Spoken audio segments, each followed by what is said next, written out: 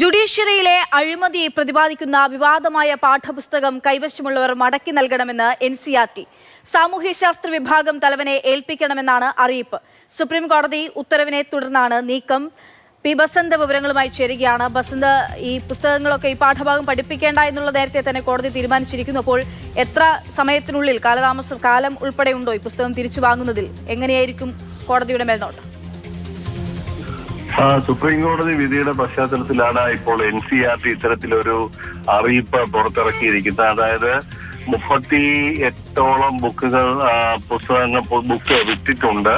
അതിൽ 16 എണ്ണം കണ്ടെത്തി, ബാക്കിയുള്ളവ കണ്ടെത്താൻ കഴിഞ്ഞിട്ടില്ല എന്നാണ് ഇന്നലത്തെ കോടതി നടപടികളിൽ NCERT തന്നെ വ്യക്തമാക്കിയത്. ആ സാഹചര്യത്തിൽ ആ പുസ്തകങ്ങൾ കൈവശമുള്ളവർ ഇത് മടക്കി നൽകണം എന്നാണ് ഇപ്പോൾ NCERT ആവശ്യപ്പെട്ടിരിക്കുന്നത്.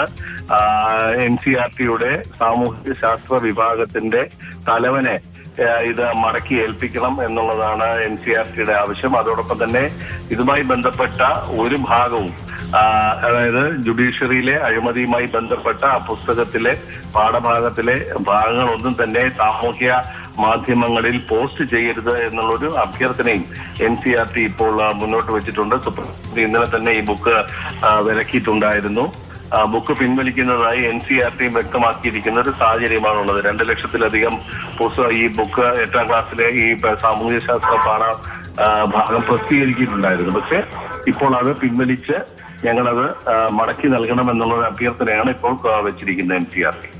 ശരി, പി ബസന്താണ് വിവരങ്ങൾ നൽകിയത്. ഈ പുസ്തകങ്ങളൊക്കെയും തിരികെ നൽകണമെന്ന് ആവശ്യം.